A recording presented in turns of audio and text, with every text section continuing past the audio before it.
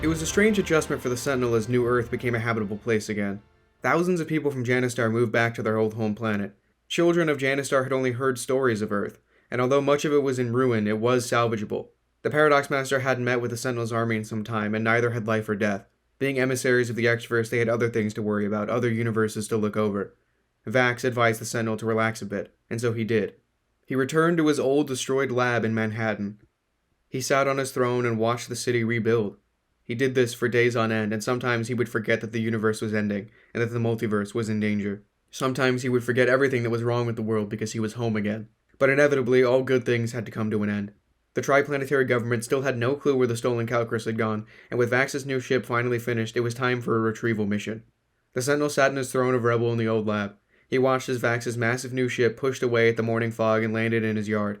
He stood up, groaned, and dusted off his jacket and prosthetic. He was sore from sitting. He walked over to the ship and waited for the ramp to extend. "Sentinel?" Vax greeted him. "Weird to be back here, isn't it?" The Sentinel nodded, speechless. Vax's spacesuit was new, sleek and black with white accents. A bit of human design and a bit of andro-human. "Like the new suit, huh?" Vax noticed the Sentinel admiring. She turned around and walked up the ramp. "Come on." The Sentinel followed and the ramp closed behind him. He sat down at a meeting table in the middle of an open ship. "Lots of room?" he remarked. "We're gonna have to carry the Calcris back somehow," Vax explained. She sat down in her pilot seat. Next to her sat her co-pilot, Foxtrot. Miser sat at the meeting table with the Sentinel, and Agro stood behind the co-pilot seat. A screen above the cockpit projected a hologram of Vistor and a map of the Andromeda Galaxy. "All right, crew." Vistor's hologram shone. "Our new investigative team have pointed our sights at Iliospherium 2 for a potential hideout spot for the Calcris. That will be your first destination." "Got it." Vax flipped a few dials. "Hold on, why? What's so special about Iliospherium 2? The Sentinel asked. "Ever since the guards were wiped out," Agro answered, "a lot of pirates and outlaws from Ilso sort of just used it as a, junkyard or black market trading post. It's the lowest of the low scumbags there, so we're going there first. It's the least likely, but we might find some clues."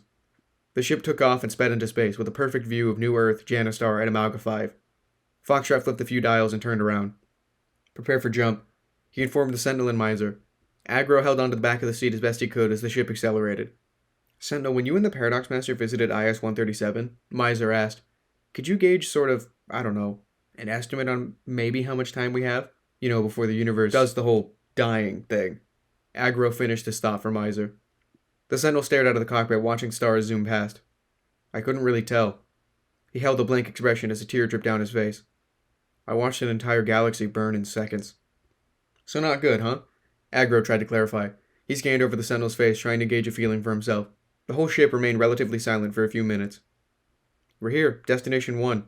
Vax flipped a few switches and stood up. The stars stopped zooming past and space warped into view. "Prepare for landing." Foxtrot pressed a button and stood up.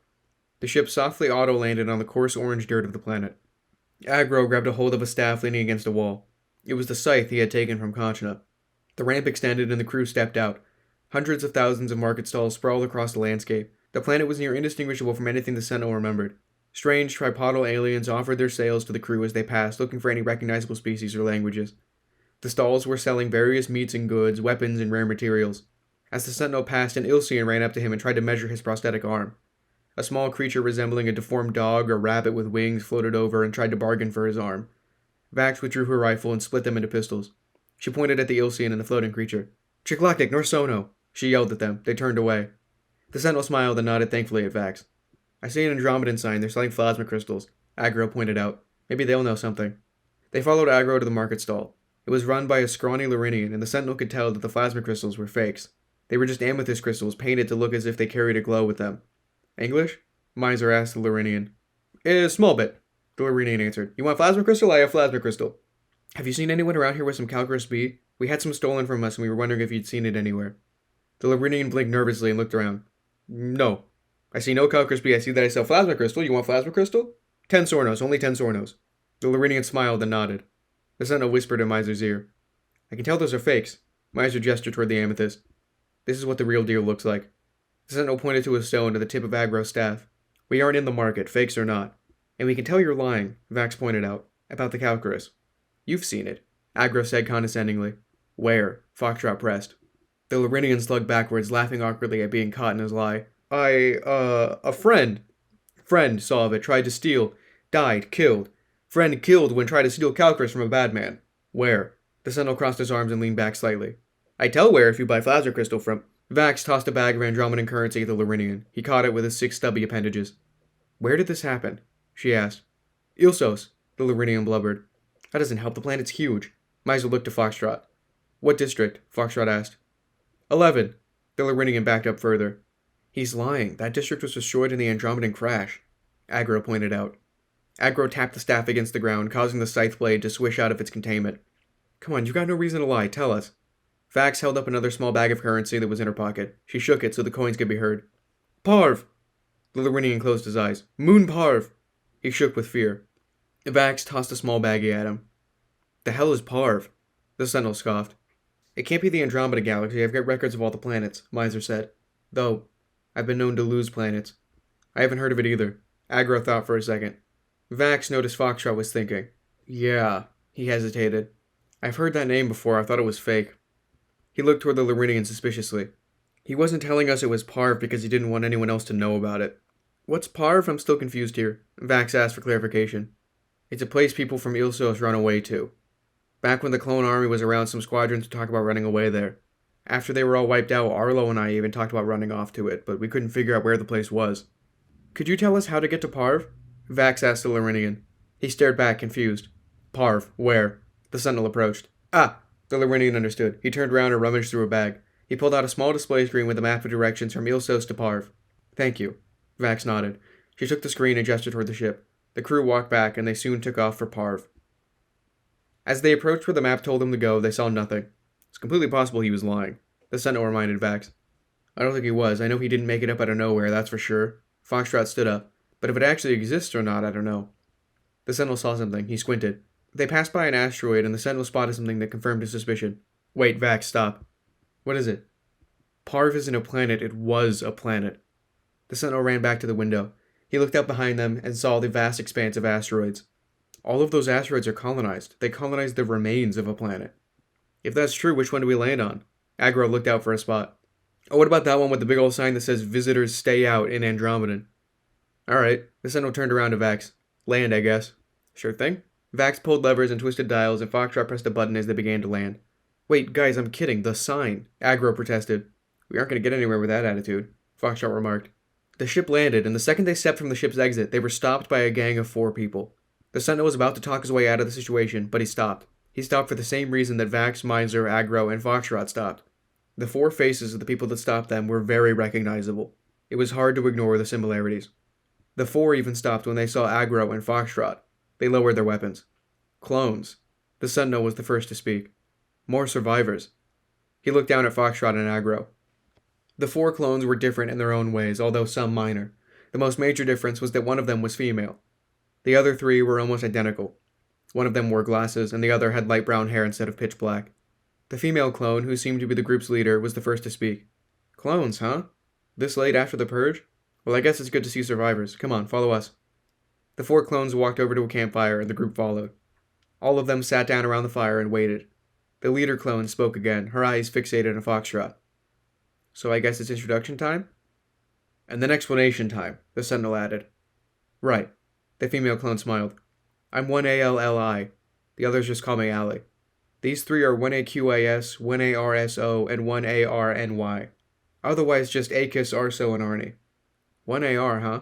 Foxtrot remarked of Arso and Arnie. "So you knew Arlo then?" "I'm Vax." Vax introduced herself. "Miser." Miser nodded. "I'm the Sentinel." The Sentinel introduced himself, not expecting a response, forgetting who he was talking to. "The Sentinel?" "Like, the Sentinel." Arnie seemed excited. "Yes, the." The Sentinel answered without as much as a smile. "What brings you to Parv?" Arnie asked, unable to hold back his excitement. Or I guess, what used to be Parv. "Arnie, not yet. The clones with them haven't even introduced themselves." Allie reminded Arnie. "Right, sorry. And you are?" He asked Agro first. 1AGRO. Just Agro." "Whoa, wait a second," Akis said under his breath. The mention of Agro's name drew some response from the other clones as well. "And I'm 1AFTR, Foxtrot." Foxtrot introduced himself. "You asked about Arlo," Arso said. "Do you guys not even know who you are?" "What do you mean?" Foxtrot asked. "The Chosen 3. Allie stood up. The campfire light was bright enough to illuminate her face even as she stood, but dimly. "Story goes that when Konchna made the army, he was just looking for a super soldier." One with the powers of the Sentinel. Arnie smiled. Shh. Aka shushed him. Sorry. Arnie scooted, adjusting his sitting position. The decision to wipe out the clone army overnight was made because Kanchna found what he was looking for, but he needed to test them. The Chosen Three, 1 AFTR, 1 AGRO, and 1 ARLO. He killed the squadron leaders of Squadrons 1AF, 1AG, and 1AR, then promoted the Chosen Three to those positions, blaming the deaths of the previous leaders on a supposed mission to Sanzi gone awry. I remember that, Agro whispered. He placed these new leaders under close supervision to make sure they were the ones. Agro soon became Kanchna's right-hand man. He was on course to be the chosen one, and he was used as the catalyst of Kanchna's Project Ray. Kanchna set the order to kill all the clones that night, but some survived, including the other two of the Chosen Three, 1 ARLO and 1 AFTR. 1 ARLO and 1 AFTR decided to confront Kanchna about it, but in the process 1 ARLO was decapitated and presumed dead by his friend 1 AFTR.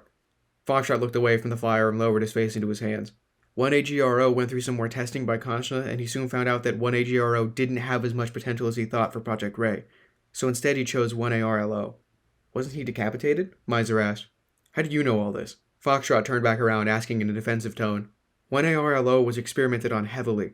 Although decapitated, they kept his head in a sustaining tank for a while, keeping him on the verge of death. Rumor has it that he begged to be killed for days. Then they transferred his head into a modified clone suppressor helmet. You know, the ones for clones that step out of line, except this time instead of keeping the clones like us in check, it was keeping 1 ARLO alive. They put his head back on his body in that helmet, and that messed with his mind. They turned him into a monster. Ali explained. Project Ray, Arso continued. And then speculation comes into play. The woman in charge of Parv is a bit of a self-proclaimed psychic. She says that 2 of the Chosen 3 were destined to be evil. But again, speculation. Besides that, that's the most updated version of the story we have. Up until that point, as far as we knew, 1 AFTR had gone missing, was put on the most wanted list in Ilsos, and may or may not have run off with an astronaut from the Milky Way. And we didn't know anything about where Agro had gone. We assumed that he had been killed after becoming useless, Akis elaborated. That wasn't it. Agro spoke up. Kanchna got to know me better. He spared me out of pity. That still doesn't answer how you know any of this, the Sentinel said. Stories of other survivors and first-hand witnesses that fled to Parv. They get passed down. Plus, resident psychic, Ali explained. Crazy woman, Akis muttered. There were other survivors? Foxtrot questioned. Honestly, did you think the Chosen 3 were the only ones? Out of what, millions? Arso laughed. Of course not. Yeah, no, there's still plenty of us out there. Not many in the grand scheme of things, but enough. But the Chosen 3, the Sentinel stood up. They were chosen because of detected trace abilities of plasma control, right? Right, I mean, as far as it was explained, Project Ray couldn't do much more than deflect plasma and control subforms of it with his remote. Like that invisible, emotion-altering plasma stuff. He can't conjure his own or anything. Plasma powers still give him extra strength and resilience like you, though. Ali answered. We have no idea about the other two, Akis said, standing up. Though it's believed that because of mutations in cloning that the plasma powers would be unique. Like Project Ray's. I mean, Arso stood up. We'd assumed that the other 2 of the Chosen 3 would know why they were chosen. I guess not. Akis seemed disappointed. Vax dusted herself off. Do you guys know anything about stolen Calcarus? The mention of Calcarus made the 4 clones uneasy. They reacted in a way that let the crew know that they knew something, but something bad. What? The Sentinel asked. We were attacked by a freighter carrying Calcarus. Akis spoke in monotone. We survived by going into hiding, but 10 of us died. Oh. Foxtrot stepped back. Yeah, they probably would have ignored us if we didn't poke our noses into their business, Ali said. They stopped by to refuel, but we listened in on them. Heard mention of Calcarus, something about galactic jail, and experimental Ilsian armor. They caught us eavesdropping and attacked. Then they left. Could you maybe point us in the direction the freighter was headed? Vax asked. It came from the direction of Ilsos, but it started heading back. Arso answered. When did this happen? The Sentinel asked. Yesterday. Ali spoke quietly. Still a bit in shock. We'll be fine, though. We should follow. The Sentinel turned around back toward the ship. Take care. Vax saluted the clones in a weird wave. She headed back into the ship, and Agro and Foxtrot followed. Ali, Akis, Arnie, and Arso all saluted the crew as they entered the ship. They blasted off, leaving the clones behind. Do you think they're safe? Foxtrot asked soon after taking off. They're clones, Agro answered. If they made it this far, they'll live. Hope you're right, Foxtrot whispered. The crew decided to bypass Ilsos and first fuel on the way. They were prepared to stop off on one of Ilsos' many moons, but were stopped by an abruptly strange force. What was that? The Sentinel stood up, looking out of the nearest window. In his experience, whenever a ship stopped, it was a bad sign. Tractor beam? Vax frantically looked around all over the cockpit display screens, trying to figure out what went wrong. We're being boarded, Foxtrot noticed. Stand at the ready. Agro stood up, brandishing his scythe. Miser pulled out a pistol. The Sentinel's fists flared. They stood near the entrance of the ship, waiting for the airlock to open and for the invaders to burst in. A door slid open, and in an instant, Vax jumped and kicked the first thing that came in, pinning the scrawny blue alien to the floor. A Gar! Vax was surprised. They're extinct. The Sentinel stepped back, afraid. There are always survivors, aren't there? Foxtrot said. Omelas Garloska! Uone minu! Umrogar and Ilsideni! The Gar sputtered. You're lying! The Sentinel yelled back. Sentinel, calm down, what's he saying? Vax looked up at the Sentinel. She could see that he was terrified. Soino luugunt! The Gar stammered, begging. He says that some of the Gars ran away from Rogar in his rampage against them. He's telling the truth, Agro told the Sentinel. As Conscious former assistant during the war, I'm fluent in Garish. Why are you breaking into our ship? The Sentinel's fist flared brighter. Behind the Gar stood a small red Ilseid with deep purple antlers, and a dusty orange scrawny Lorinian with dark blue bug eyes. Rurantnonino Ronoritz. I encanto onut. The Gar stammered. Vax stood up, letting it float up from the floor. It dusted itself off and nervously stared at the Sentinel's fist. Urantlon Sentinel? He swears they're pirates. Agro looked at the Sentinel. He wants to know if you're the Sentinel. I am. The Sentinel grumbled, still uneasy. Yonzu, Ukron Geyer. The Gar bowed. Thank you. You saved us. Agro sat down. Leave. Vax shooed them. We won't harm you if you leave us alone. Actually, Foxtrot interrupted. The Gar looked at him nervously. Have you tried to steal from anyone carrying Calcur's B recently? The Gar froze in place. He looked to his colleagues, who both looked equally as scared.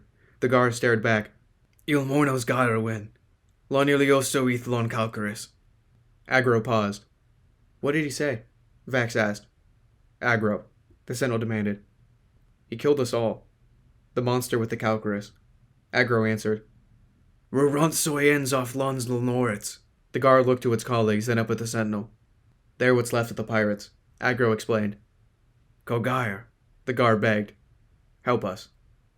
Agro shared a look with Vax and Foxtrot, finally turning his attention to the Sentinel. Who did it? The Sentinel said. We couldn't see, the Yulcian said. Oh, come on, you guys had an English speaker this entire time? Vax complained. Ha! Agro couldn't help but laugh. Foxtrot gave him a stern look, and Agro stood up straighter. What direction did he leave to? The Sentinel asked. Somewhere, hell if I know, the Yulcian answered. Well, that's helpful. The Sentinel sat down and lowered his head into his arms on the table. Ah, he groaned. When will this end? Who knows? Who cares? The Yulcian said. Hey, do I know you? Foxtrot asked the Yulcian. Don't know. The Yulcian shrugged. We'll leave now before you change your mind about fighting us. The Yulcian turned around and gestured for the Gar and the Lorinian. They boarded their ship, the airlock closed, and they detached from Vax's ship. What do we do? This is hopeless. No one knows where the Calcris has gone. Whoever has it is obviously going to use it maliciously. They've been killing everyone they see, Miser said, concerned and pacing around the ship. But what would they use it for? Vax sat back down in the pilot's seat and continued flying back. I don't know. The Sentinel glanced out of the nearest window. He held his metal hand to his chin and kneaded at his beard. I don't like not knowing. Hey, considering recent events, Vax said, do you think that maybe Ray is behind this? He works alone, Foxtrot said. He couldn't have done this. We don't know him that well. We can't even track him down. Who's to say he doesn't work alone? Agro said. I don't think he could have possibly knocked an entire planet off course by himself. The Sentinel stood thinking for a moment. He tried to think of any possible connections Ray had. He remembered parts of what Ray told him when they first met. I have greater ambitions than you could comprehend, but I know my place. I'm a pawn, a tool of a leader. I figure if I'm going to be a pawn of a bad guy with ambitious plans, then they should at least have plans as ambitious as mine. It's Ray. The Calcris was stolen when Andrometron fell. The planet may have well been a very elaborate distraction. We just need to figure out what he's up to. The Sentinel decided. How can we do that? Vax asked. We wait for him to use it.